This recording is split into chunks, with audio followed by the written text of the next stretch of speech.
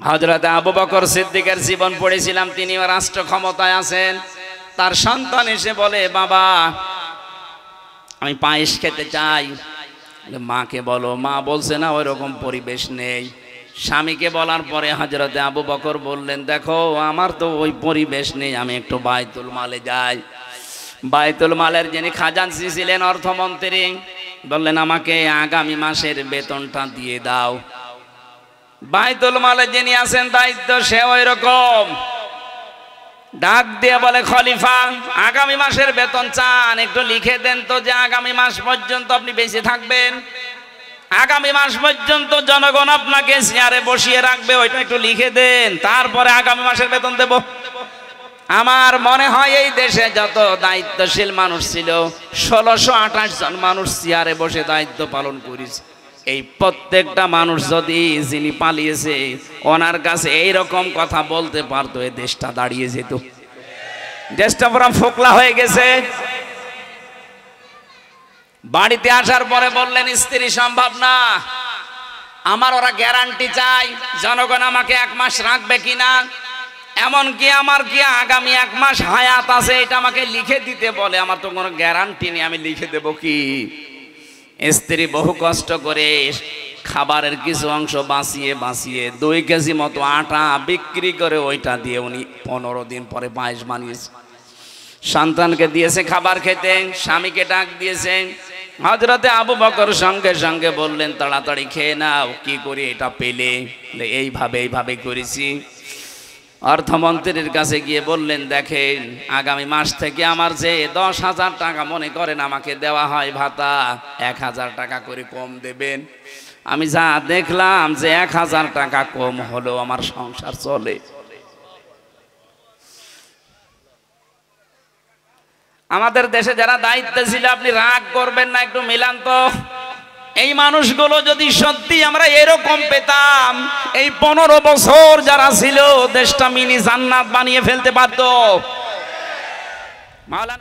সামনে বসা মুসলমান ভাইরা, পর্দার আড়ালের সম্মানিতা মা এবং বোনেরা, প্রশাসনের ভাইরা, এই প্রচন্ড গরমে দিনের বেলায় হাজারো কাজ বাদ দিয়ে কোরআনের মহব্বতে যারা বাড়ি থেকে কষ্ট করে বসে আছে, আমরা জানি যে ইবাদতে কষ্ট বেশি হয়, ওই ইবাদতে সওয়াব বেশি হয়। এটা যে একটা ইবাদত চলছে, আপনি মানেন তো? বলেন, এটা ইবাদত চলছে। সুতরাং ইবাদতে যারা এসেছি, ইবাদতের মতো মনে করে আমরা বলছি আলহামদুলিল্লাহ। দরুদ আর সালাম পড়ছি আমাদের নবী মুহাম্মদুর রাসূলুল্লাহ সাল্লাল্লাহু আলাইহি ওয়াসাল্লামের প্রতি। বিশ্ব নবীকে কোরআনে কারিমে আল্লাহ 27টা নাম দিয়ে ডাক দিয়েছেন, ডাইরেক্ট ইনডাইরেক্ট মিলে। তার ভেতরে 7টা অন্যতম। এর ভেতরে আবার প্রথম নাম দিয়েছেন আল্লাহ নিজে, ইয়াসিন। আল্লাহ বলেন, হে নেতা। এই শব্দটা বানিয়েছে কে? পৃথিবীর কোন মানুষ ইয়াসিন এই শব্দ বানাতে পারবে? 6666টি আয়াত আছে কোরআনে। কোন আয়াত তো দূরের কথা, কোন শব্দ আপনি বানাতে পারবেন না, কারণ এগুলো পুরাটা বানিয়েছেন আল্লাহ নিজে। সুবহানাল্লাহ বলেন। তার ভেতরে নবীজির নামের অন্যতম নাম ইয়াসিন। তাফসিরে এসেছে এ শব্দের শাব্দিক অর্থ হচ্ছে হে নেতা। আল্লাহর ঘোষণা দেওয়া নেতা এই পৃথিবীতে একজন। কয়জন? এই জন্য এই বিষয়টা শুধু দুনিয়ার সাথে সম্পৃক্ত না, এটা আখিরাতের সাথে সম্পৃক্ত। যেহেতু নবীজি এখন নেই, কিন্তু এই যে নেতৃত্ব দেয় মানুষ, নেতা হয়, এখন এটা কি বন্ধ হয়ে গেছে? বলেন না কেন? এটা এখন যেমন চলছে কিয়ামত পর্যন্ত এটা চলতে থাকবে। কিন্তু নেতা হবে কারা, নেতৃত্ব দেবে কারা? কোরআনে কারিমে আল্লাহ 1500 বছর আগে আমাদেরকে জানিয়ে দিয়েছেন। আল্লাহ পাক বলেন 5টি গুণাবলী লাগবে পৃথিবীতে নেতৃত্ব দিতে হলে, আর 5টা বদ অভ্যাস থেকে নিজেকে বাঁচানো লাগবে। এ দেশটা স্বাধীন হওয়ার পর থেকে 53 বছর একটু মিলান তো, এই 5টা গুণ কাদের ভেতরে পাওয়া যায়? আর যে বদ অভ্যাস আছে 5টা, কাদের ভেতরে পাওয়া যায়? এক নম্বরে কোরআনে কারীম জানিয়েছে কেউ যদি নেতা হতে চায় তার জ্ঞান থাকা লাগবে। এটা তো আমি বানালাম নাকি? আল্লাহ পাক বলেন ক্বালা ইন্নাল্লাহা আসতাফাহু আলাইকুম ওয়া যাদাহু বাসতান ফিল ইলমি ওয়াল জিসম ইলা আখির আয়াত। সূরা বাকারা 2 নম্বর পারা 19 নম্বর পৃষ্ঠার 14 নম্বর লাইনে 247 নম্বর আয়াতের মাঝের অংশে আছে। এটা তাফসিরে মুনিরের ভেতরে পাবেন। আল্লাহ পাক বলেন অবশ্যই যে মানুষগুলো জ্ঞান অর্জন করে, বিশেষ করে গভীর জ্ঞান, এই গভীর জ্ঞান এই শব্দের ভেতরে দুনিয়া এবং আখিরাত দুই জগতের জ্ঞানই অন্তর্ভুক্ত। এরপরে আপনাকে শারীরিকভাবে সক্ষম হওয়া লাগবে। তাহলে দুইটা গুণ আয়াতের ভেতরে আল্লাহ আমাদের জানালেন, হে নবী, যারা নেতৃত্ব দিতে চায় দুনিয়ায় তাদেরকে সুগভীর জ্ঞানের অধিকারী হওয়া লাগবে। 2 নম্বরে তারা শারীরিকভাবেও ফিটনেস লাগবে। এবার আপনি মিলান, এই 53 বছরেই মিলান। অনেকেই প্রশ্ন করে দুনিয়া এবং আখিরাতের যে জ্ঞান এটা অর্জন করতে হলে তো উভয় জগতেই পড়াশোনা করা লাগবে, উভয় লাইনেই।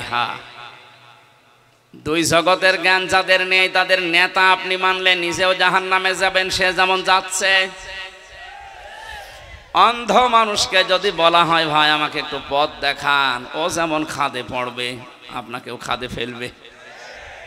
এই জন্য জ্ঞান থাকা লাগবে। এটা আলো, এটা তার কাছে থাকলে সে দেখিয়ে দেখিয়ে গিয়ে আপনাকে আল্লাহর বানানো বাগান জান্নাতে নিয়ে যেতে পারবে। অনেকে প্রশ্ন করে এদেশে যারা একামতে দিনের দায়িত্ব পালন করে এদের তো অধিকাংশগুলো জেনারেল শিক্ষিত, তাতে কি হয়েছে? আপনি ডাক্তার শফিকুর রহমান আমিরে জামাতের দিকে তাকান, অধ্যাপক মজিবুর রহমান রাজশাহী, ডাক্তার আব্দুল্লাহ মোহাম্মদ তাহের কুমিল্লা, অধ্যাপক মিয়া গোলাম পরোয়ার, এই যে নামগুলো বললাম জীবনে কোনোদিন মাদ্রাসার বারান্দায় যায়নি। আমার যতটুকু তাদের সাথে মিলামিশা আছে, আমি যতটুকু তাদের সাথে মিশেছি, আপনি মাদ্রাসায় এই দেশে কোন হুজুর আছে, কোন আলেম আছে অধ্যাপক মিয়া গোলাম পরোয়ারের কাছে, অধ্যাপক মজিবুর রহমান স্যারের কাছে নিয়ে যান তো দেখি, কোন হুজুর আছে নিয়ে যান। কোন লাইনে পড়বেন আপনি তার কাছে? আপনি তো বলেন যে উভয় জগতে জ্ঞানালা মানুষ পাওয়া যায় না, যে যাদের নাম বললাম এরা কি গ্রহে অন্য গ্রহে থাকে নাকি? সুতরাং এই মানুষগুলোকে নির্দ্বিধায় অনুসরণ করা যায়, কারণ এরা উভয় জগতে জ্ঞানী। দুনিয়ার লাইনে আখিরাতের লাইনে দুইটা লাইনে তাদের সমান তালে জ্ঞান আছে। যেমন অপারেশন করে মানুষের পেট চিরে, ঠিক মানুষের এই মেধা অপারেশন করতে পারে। ওনার এক একটা কথা মুক্তার মতো, খায়রুন নাস মাইয়ানফাউন নাস। সেদিন চুয়াডাঙ্গাতে এসে হাদিসটা বলেছিলেন আমিরে জামাত, পৃথিবীতে উত্তম মানুষ আল্লাহর কাছে ওই লোকটা যে লোকটা মানুষের উপকার করছে এবং করবে। শব্দের দিকে খেয়াল করেছেন, খায়রুন নাস মাইয়ানফাউন নাস। নবীজি কিন্তু মাইয়ানফাউল মুসলিমুনা বলেননি, যে যারা মুসলমানের উপকার করে, যারা মুসলমানের কল্যাণ করে তারা আল্লাহর কাছে উত্তম না। খায়রুন নাস মাইয়ানফাউ, এটা মজারে, বর্তমান ভবিষ্যৎ, প্রেজেন্ট ফিউচার। দুনিয়ায় যারা মানুষের উপকার করছে এবং ভবিষ্যতেও করবে। এই হাদিসটার বাস্তব প্রমাণ আমরা ডাক্তার শফিকুর রহমানের জীবনে দেখতে পাচ্ছি। 5 আগস্টের পর থেকে আপনি তাকান, এই 2-2.5 মাস হয়ে গেল লোকটা বসে আছে। কোথায় কোন ধর্মের মানুষ উনি দেখে না, শুধু মানুষ হলে সেখানে এগিয়ে যাচ্ছে। এদেশে মানুষ আর নেই। কই সবাই তো আমরা এই হাদিসটা মানতে দেখি না। হাদিসের সুগভীর যে জ্ঞান উনি ওখান থেকে নেওয়ার পরে বাস্তব জীবনে তার প্র্যাকটিক্যাল লাইফে মিলিয়েছে।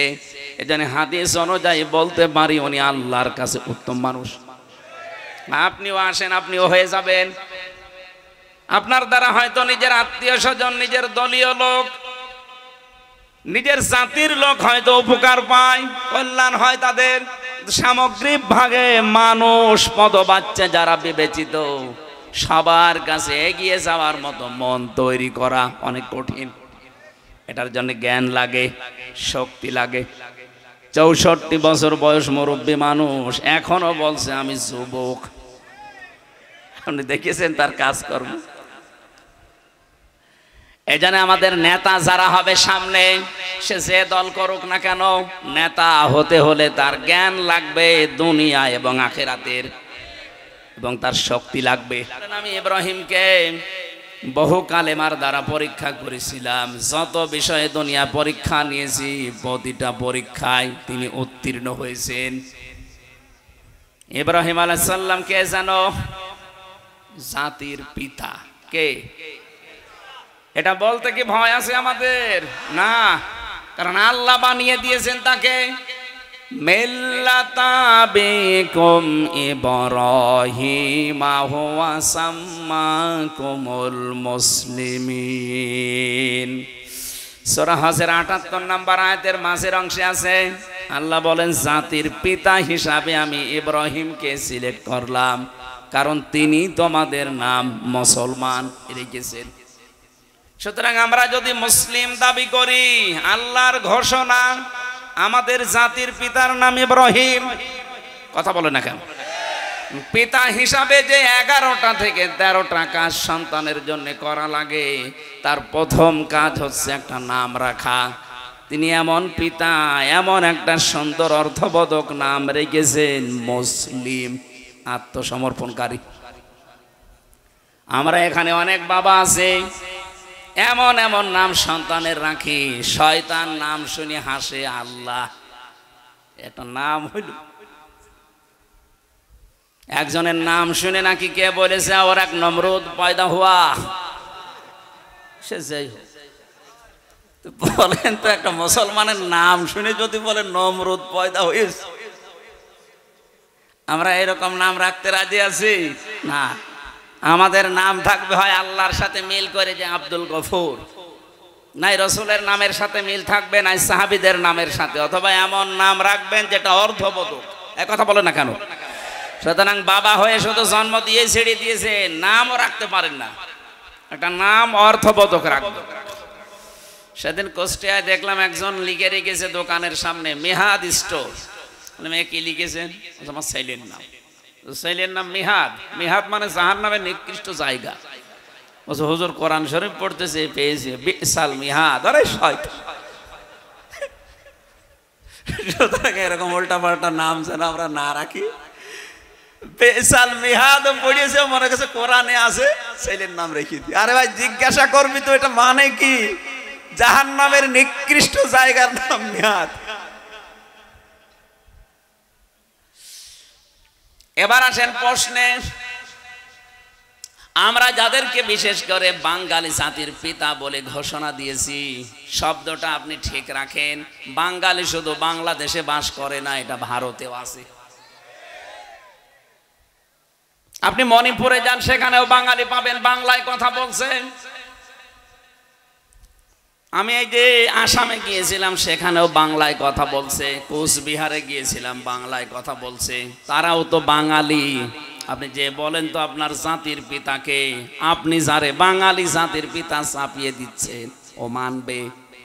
এক কথা বলেন না কেন?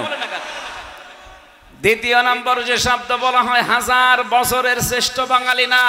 বাঙালি জাতি কি 1000 বছর থেকে আসতেছে? কোথায় পেয়েছেন ভান্ডামি? আর বাকি গুলো তো আমি নাই বললাম, একটাও ঠিকছে না। জোর করে যাকে জাতির পিতা হিসাবে আমরা চালিয়ে দিতে চাই, আল্লাহ তাকে বানায়নি, রাসূলুল্লাহ বানায়নি, বানিয়েছি আমি। আমার কথা মানুষ মানবে, মানুষ কি বাধ্য নাকি? কথা বলে না কেন? সুতরাং দেশের জন্য যারাই কাজ করেছে এদের সম্মান আছে, তাহলে একজনকে ক্রেডিট দেওয়া ঠিক না। এই যে একক সিদ্ধান্তে একক মানুষকে উপরে তোলার জন্য যারা চেষ্টা করে, আল্লাহ তাদেরকে এত নিচে নামায়। আগস্টের 5 তারিখের বিকাল 5টা বাজতে বাজতে আমার মনে হয় আল্লাহ সব দেখিয়ে দিয়েছে। এরপরও যদি আপনার না বোঝার ভান করে থাকেন, মাহফিলের পরে একটু আসেন, কানে কানে বলছি, ঠিক আছে? তাহলে বুঝলাম হযরত ইব্রাহিম আলাইহিস সালামকে আল্লাহ 50টা পরীক্ষা করেছিলেন, আয়াতের তাফসিরে আছে। প্রতিটি পরীক্ষায় তিনি পাস। আল্লাহ খুশি হয়ে বললেন, ক্বালা ইন্নী জাইলুকা লিন-নাসি ইমামা, হে ইব্রাহিম আমি তোমাকে জাতির জন্য নেতা বানিয়ে দিলাম। কোন জাতি? মানব জাতি। আল্লাহ কিন্তু লিল মুসলিমিনা ইমামা দেয়নি যে মুসলমানদের ইমাম আপনি, না, লিন-নাস। আপনি কি মানুষ না? আল্লাহকে বিশ্বাস করিয়ে কথা বলেন, রাসূলুল্লাহকে বিশ্বাস করিয়ে কথা বলেন, অথচ বিশ্ব নবী মুহাম্মদুর রাসূলুল্লাহর উপরে যে কোরআন আল্লাহ নাজিল করলেন, সেখানে আল্লাহ জানিয়েছেন ইব্রাহিমকে আমি মানব জাতির নেতা বানিয়েছি। আপনি মানুষ হিসাবে দাবি করেন, ইব্রাহিমের আদর্শ মানেন না, আপনি মানুষ না, অন্য কিছু। হযরত ইব্রাহিম সঙ্গে সঙ্গে বলেছিলেন, ক্বালা ওয়া মিন যুররিয়াতি, আল্লাহ নেতা হওয়ার যোগ্যতা, নেতৃত্ব দিতে পারা, এটা কি শুধু আমি পেলাম নাকি আমার বংশধর, আমার যারা সন্তানাদি আসবে দুনিয়ায় তারাও নেতা হতে পারবে?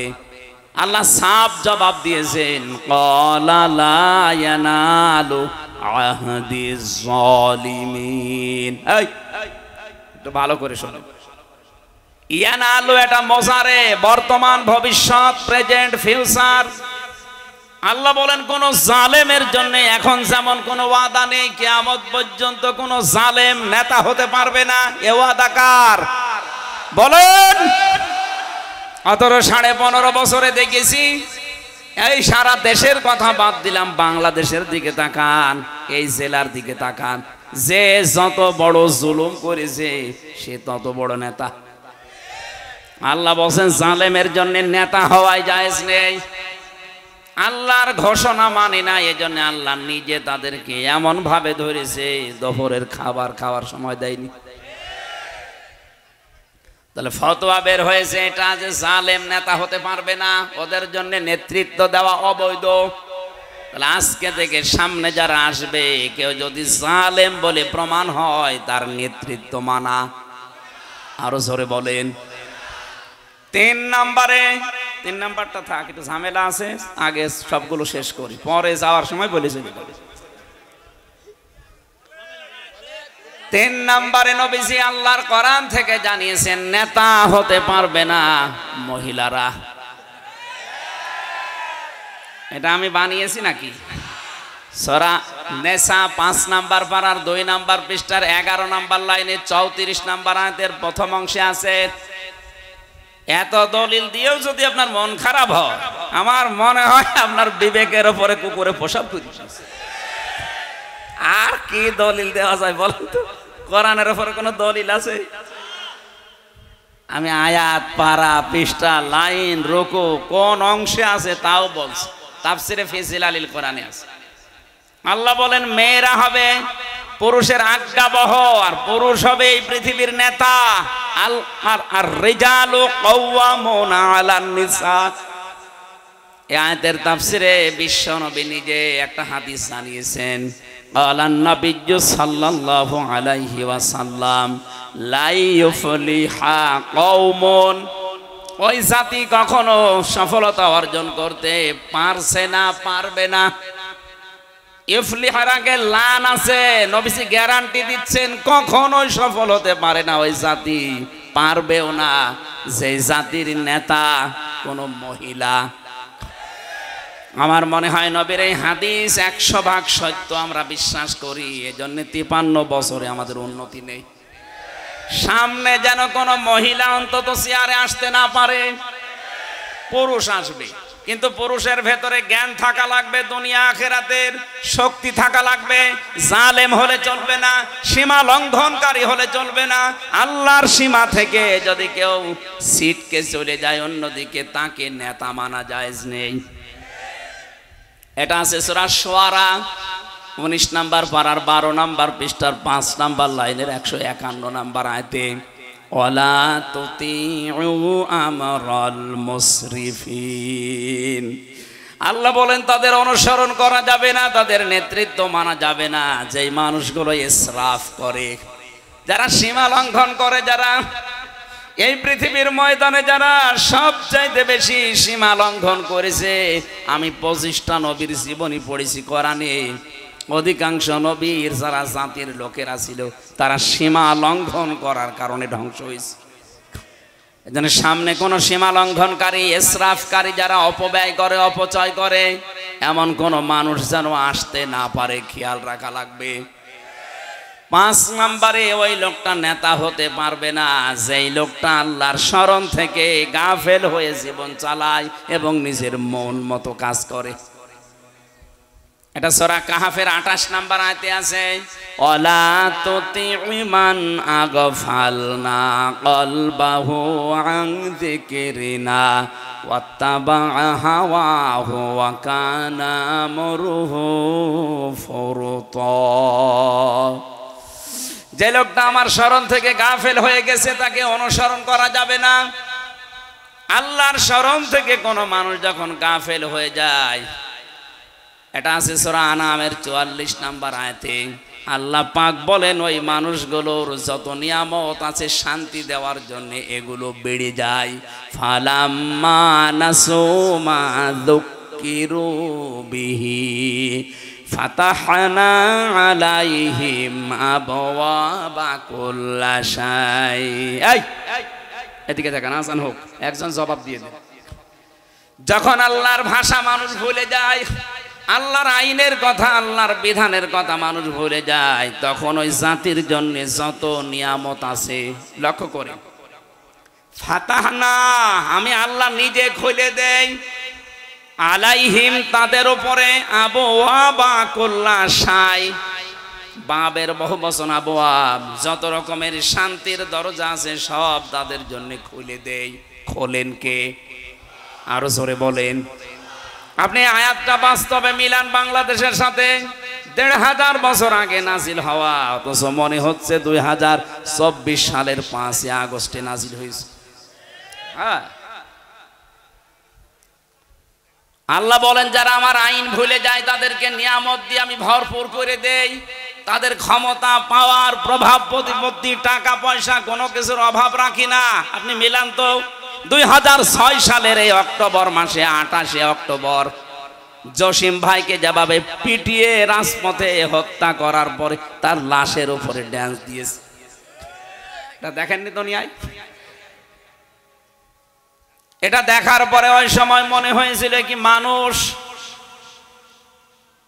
আমি একবার সিরাজগঞ্জ থেকে আসছিলাম, তখন বাসে চলাফেরা করতাম, বাসের ড্রাইভারের পেছনে আসি, ড্রাইভার সাহেব মাঝখানে দেখলাম একটা কুকুর পড়ে আছে, চালিয়ে দিল না, বাম দিয়ে দিল, গাড়ি একটু ঝাঁকি দিয়েছে। বললাম ভাই আপনি এমন করলেন, এখনই তো অ্যাক্সিডেন্ট হয়ে যেত। আমারে বলছে হুজুর দেখেন না একটা মরা কুকুর পড়ে আছে, আমি ডবল করে মারবো, আমার বিবেক নেই? আমার তো মরা কুকুর, মারলেই কি আর না মারলেই কেউ কিছু টের পাবে? আমার দিকে ড্রাইভার ঘুরে বলছে হুজুর আপনি কি আসলে হুজুর? আপনি কেমন হুজুর? আপনি দেখছেন একটা মরা কুকুর পড়ে আছে, আমি ডবল করে গাড়ি চাকা চালাবো, আমার বিবেক নেই? হ্যাঁ, এই কথা শোনার জন্য আমি ছিলাম। একটা মরা জিনিস পড়ে আছে, তাও নিকৃষ্ট। দুনিয়ায় 2টা পশু নিকৃষ্ট, একটা কুকুর আর একটা শুকুর। এইটার উপরে আপনি ডবল করে চাকা চালিয়ে দিলেন না, আপনার বিবেকে বাধা দেয়। অথচ একটা মানুষের কথাই লঘি বইটা নিয়ে সারা দেশ থেকে মানুষ পাগলের মতো ছুটে গেছে ঢাকায়। জসিম ভাইয়ের মতো মানুষকে পিটিয়ে হত্যা করার পরে ছেড়ে দেয়নি, লাশের ওপরে ড্যান্স দিয়েছে। এদেরকে কি মানুষ বলা যায়? এত বড় নৃশংস কাজ করার পরে মনে করলাম আল্লাহ তোমার সূরা আনামের 44 নম্বর আয়াত, তার মানে না, পুরা উল্টিয়ে গেছে। 2 বছর পরে দেখি আল্লাহ তাদেরই শান্তির জন্য ক্ষমতা দিয়ে দিল, প্রভাব, প্রতিপত্তি, টাকা পয়সা যা লাগে আল্লাহ সব খুলে দিয়েছে। এই যে ফাতাহনা আলাইহিম আবওয়াবা কুল্লা শাই, যত দরজা আছে সব আমি খুলে দিলাম তাদের জন্য। মনে করলাম আল্লাহ তোমার এই কথা এ পর্যন্ত আমি মেনে নিলাম, যারা তোমার আইন ভুলে যায়, তোমার কথা ভুলে যায়, তাদেরকে তুমি নিয়ামত ভরপুর করে দাও, দিয়েছো। এটা তো বেশি দিন থাকার কথা না। 13 সালে মনে করলাম পড়ে যাবে, না টিকে গেল। 18 সালে মনে করলাম পড়ে যাবে, ও আল্লাহ না, তাও টিকে গেল। 24 সালে মনে করেছিলাম পড়ে যাবে, দেখলাম না, দিনের ভোট রাতে করে ফেলিস। আমার সাথে যে ওসি সাহেব ছিল জেলখানায়, বাড়ি ওনার ঝিনাইদহ জেলায়, থাকে যশোরে, এলাকায় নানির বাড়ি, আমি নাম নিলাম না।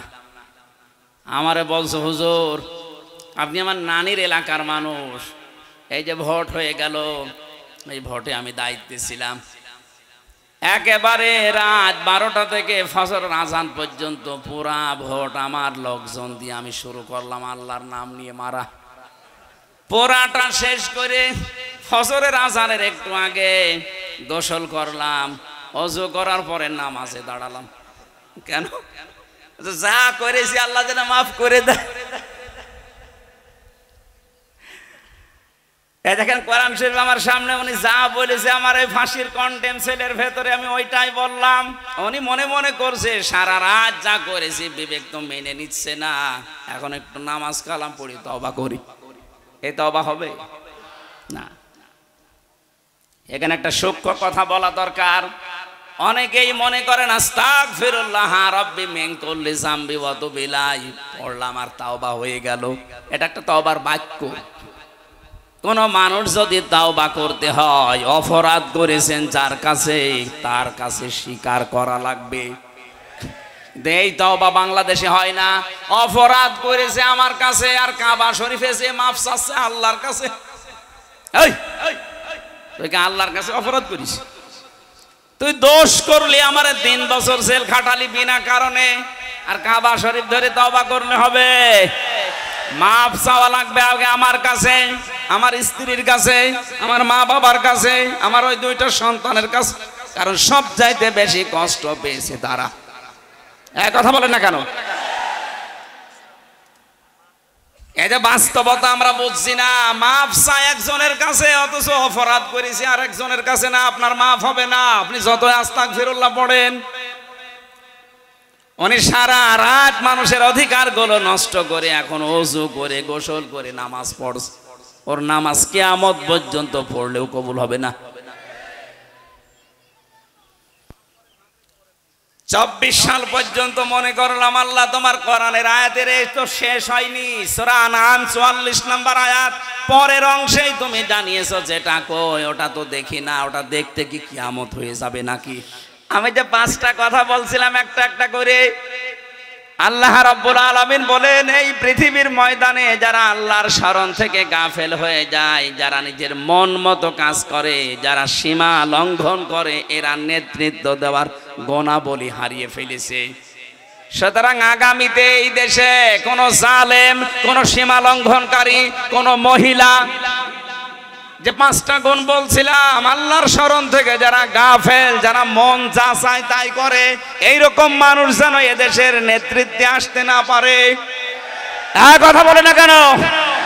এ নিষেধ কার? নাকি আমি নিজে নিজে নিষেধ করছি? এবার আপনার বিবেকে কি বলে, ইমানে কি বলে আপনি দেখেন। এগুলো নেতৃত্বে আসতে পারবে না। এই জন্য আমার মনে হয় এই গুণগুলো যাদের ভেতরে এই দেশে আছে তাদের তালিকা করে করে মোড়ে মোড়ে টাঙিয়ে দেওয়া দরকার। কোন জালেম যেন অন্তত কিয়ামতের আগে আর এ দেশে দাঁড় হতে না পারে। যারা আসবে এই গুণের বাইরে যাদের, তারা আসুক। যারা আল্লাহর শরণে থাকে, যারা সীমা লঙ্ঘন করে না, যারা মহিলা না। কথা বলছে না কেন? কারণ মেয়েরা আসলে সফল হওয়া যাবে না। মেয়ে লোক বাদ দিয়ে আপনি নিয়ে আসেন, তাই বলে আমার চাচা এরশাদের মতো নিয়ে আসলে সমস্যা। সকালে বলবে এক কথা, বিকালে বলবে না আমি বলিনি। আমরা চাই যাদের মাজা সোজা আছে, মাজা শক্ত আছে, এইরকম মানুষ আসুক। আমরা অনেকেই মাঝে মাঝে বলি আল্লাহর আইন চাই, সৎ লোকের শাসন চাই না।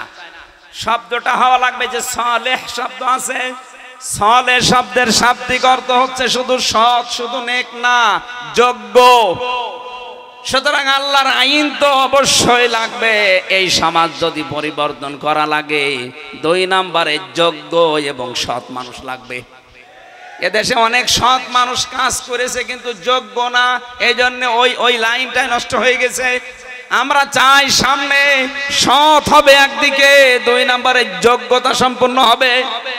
আর এটা তৈরি করার জন্য একটা ফর্মুলা আছে এই দেশে, ইসলামী ছাত্র শিবির আর জামাতি ইসলামী বাংলাদেশ।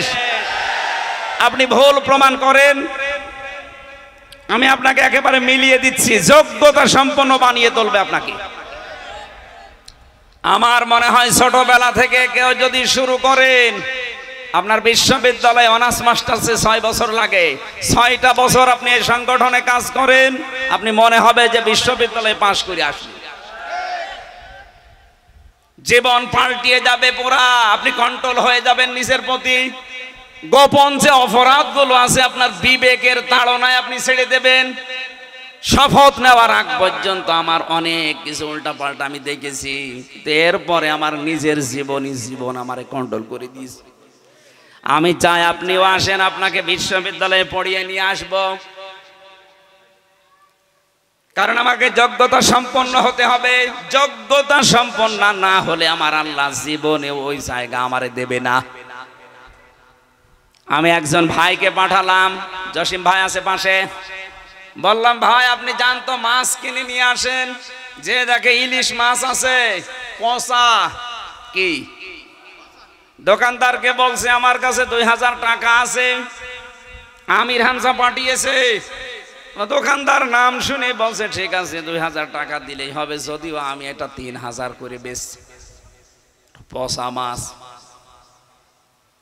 2000 টাকায় দাম দর করে শেষে আরো 200 টাকা কমিয়েছে, 1800 টাকায় মাছ নিয়ে 2000 টাকার নাম করে আমারে বলছে দোকানদারের আপনার নাম বলার কারণে উনি একটু কম নিয়েছে, অথচ দাম নিয়েছে 1800 টাকা। এখন ওই মাছ নিয়ে আসলে পুরা মাছটাই লস। কথা বলছেন না কেন? যে লোককে পাঠিয়েছিলাম ওনার মাথার স্ক্রু হালকা ঢিলা, এই জন্য এইরকম মাছ নিয়েছে। 1800 টাকায় আমার মনে হয় পানিতে ফেলা, যদিও 200 টাকাও মারিং কাটিং করিস। আর একজনকে পাঠালাম, সে এত চালাকি করতে গিয়ে 2000 টাকার জায়গায় ওই 1000 টাকার মাছ কিনেছে আর 1000 টাকা গায়েব করে দিয়েছে। আমার এসে বলছে দাম অনেক ছিল, আমার জন্য আর আপনার নামের কারণে কমিয়েছে। এখন বলেন তো, আগের যেটারে পাঠিয়েছিলাম ওই লোকটার কাছে আমার মাছটা যা ছিল তো পুরাটাই পানিতে ফেলা লেগেছে। কথা বলেন না কেন? ওর যোগ্যতা ছিল না মাছ কিনা, চিনে কিনা, কিন্তু আর পরের যাকে চালাক মনে করে পাঠিয়েছি উনিও মাছ কিনেছিলেন, কিন্তু 1000 টাকা মারিং কাটিং করেছে। বাকি যাই কিনেছে অন্তত মাছটা খারাপ না, খাওয়া যাবে। আমরা এখনো পর্যন্ত 2000 টাকার মাছ 2000 টাকায় যেন কিনে পুরাটা কাজে লাগানো যায়, এই যোগ্যতা সম্পন্ন হতে পারিনি। এই জন্য আল্লাহ এখনো আমাদেরকে এই দেশটা হাতে দেয়নি। দিয়েছিল ওই লোকটাকে, যে লোকটা 1000 টাকা মারিং কাটিং করে আর 1000 টাকার মাছ কিনতে পারে। আমরা ওই রকম চাই না, আমরা চাই এমন মানুষ যে 2000 টাকায় কাজে লাগাতে পারে। এই জন্য আমরা শুধু আল্লাহর আইন দিয়ে হবে না, আইনের পাশাপাশি সৎ এবং যোগ্য হওয়া লাগবে। কথা বলে না কেন? আল্লাহ এরকম নেতৃত্ব যেন আমাদের সামনে এনে দেন, বলেন আমিন। কোরআনে কারিম থেকে আমরা মাত্র একটা আয়াত পড়েছি, বিশ্ব নবীর লক্ষ লক্ষ হাদিস থেকে একটা হাদিসের 5 ভাগের 1 ভাগ পড়েছি। আমার যতটুকু আয়াতের উপরে আল্লাহ জ্ঞান দিয়েছে, আধা ঘন্টা 1 ঘন্টা না, আমার সারা জীবনের ভেতরে কথা আছে। এত কথা লুকানো। সবচাইতে মেন কথা এখানে, আমাদের এই দেশে বেশিরভাগ আমরা দিন মনে করি যাকে, দিন মানে অধিকাংশ মানুষ দিন কি ধর্ম, দিন কি, অথচ 19টা অর্থ পেয়েছি আমি দিন শব্দের, একটাও দিন মানে ধর্ম লেখা নেই। এর আসল যে অর্থগুলো আছে ওইগুলো আমরা অনেকে জানি না। দিনের প্রথম অর্থ আছে কোরআনে। দিন মানে বিচার। দিন মানে কি? ওই যে প্রতিদিন আপনার মুখ দিয়ে এই কথা কিন্তু আল্লাহ বের করে নেয়, মালিক ইয়াউমিদ্দিন।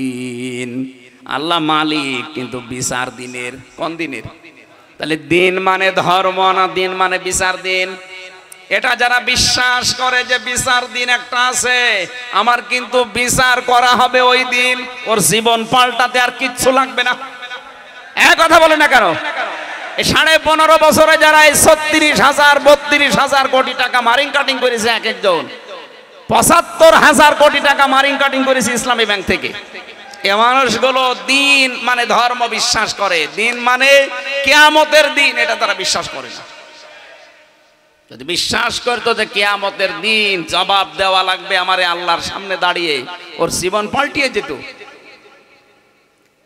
মেয়ের ফ্রিজ কেনার জন্য 2.5 লাখ টাকা খরচ করে, অথচ পাশের বাড়ির সলিমদ্দির ছেলে পরীক্ষা দিতে পারে না, সেখানে 5,000 টাকা দিতে রাজি না। ও যদি কিয়ামতে বিশ্বাস করতো, 2.5 লাখ টাকা দিয়ে ফ্রিজ না কিনে এর 10,000 টাকা 5,000 টাকা ছেলের পেছনে খরচ করতো। হযরত আবু বকর সিদ্দিকের জীবন পড়েছিলাম, তিনি রাষ্ট্র ক্ষমতায় আছেন। তার সন্তান এসে বলে, বাবা আমি পায়েস খেতে চাই। মাকে বলো। মা বলছে না ওই রকম পরিবেশ নেই। স্বামীকে বলার পরে হযরতে আবু বকর বললেন, দেখো আমার তো ওই পরিবেশ নেই, আমি একটু বাইতুল মালে যাই। বাইতুল মালের যিনি খাজানচি ছিলেন, অর্থমন্ত্রী, বললেন আমাকে আগামী মাসের বেতনটা দিয়ে দাও। বাইতুল মালে যিনি আছেন দায়িত্ব, সে ওই রকম ডাক দিয়ে বলে, খলিফা আগামী মাসের বেতন চান, একটু লিখে দেন তো যে আগামী মাস পর্যন্ত আপনি বেঁচে থাকবেন, আগামী মাস পর্যন্ত জনগণ আপনাকে চেয়ারে বসিয়ে রাখবে, ওইটা একটু লিখে দেন, তারপরে আগামী মাসের বেতন দেব। আমার মনে হয় এই দেশে যত দায়িত্বশীল মানুষ ছিল, 1628 জন মানুষ চেয়ারে বসে দায়িত্ব পালন করেছে।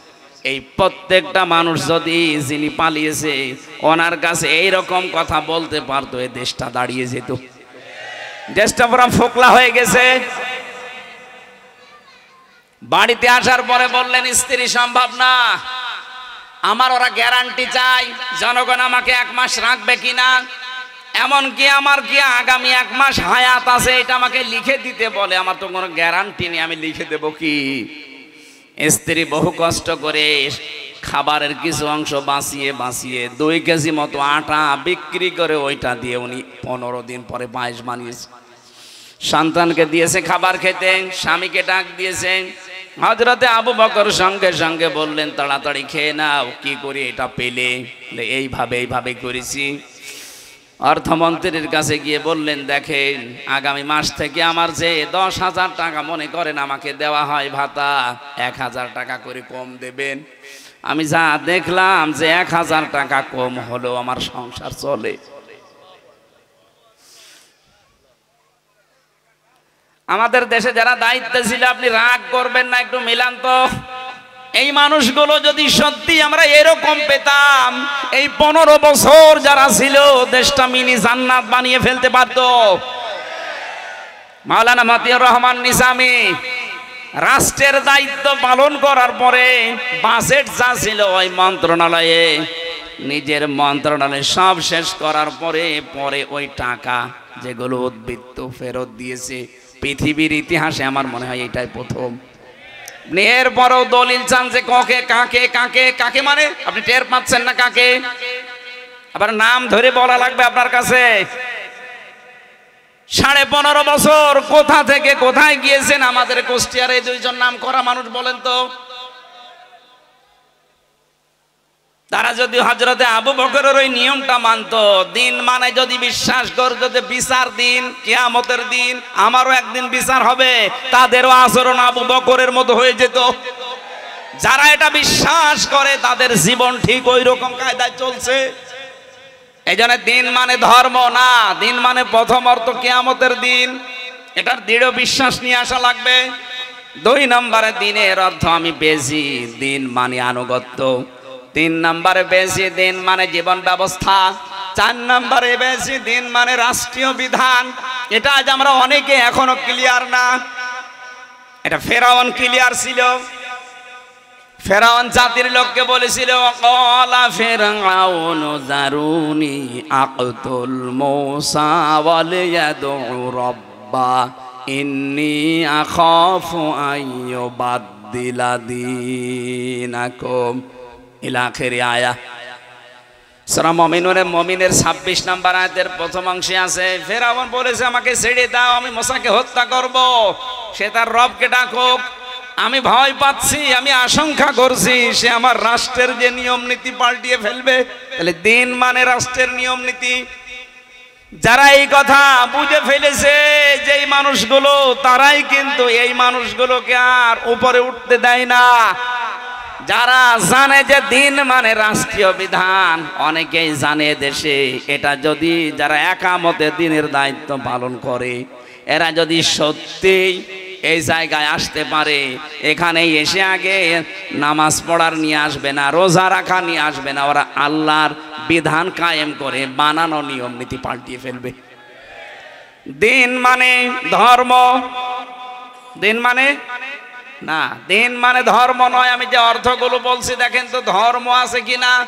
দিন মানে 1 নম্বরে কিয়ামতের দিন, দিন মানে 2 নম্বরে আনুগত্য, 3 নম্বরে জীবন বিধান, 4 নম্বরে রাষ্ট্রীয় বিধান, 5 নম্বরে ইবাদত, 5 নম্বরে কি, 6 নম্বরে একেবারে আত্মসমর্পণ করা।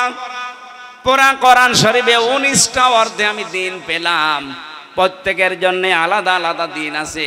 এই যে গাছের দিন আছে, আল্লাহ আয়াতে তাই জানিয়েছেন, আফা গায়রা দীনিল্লাহি ইয়াবগুন ওয়ালাহু আসলামা মান ফিস সামাওয়াতি ওয়াল আরদ তাওআন ওয়া কারহা ওয়া ইলাইহি ইরজাউন।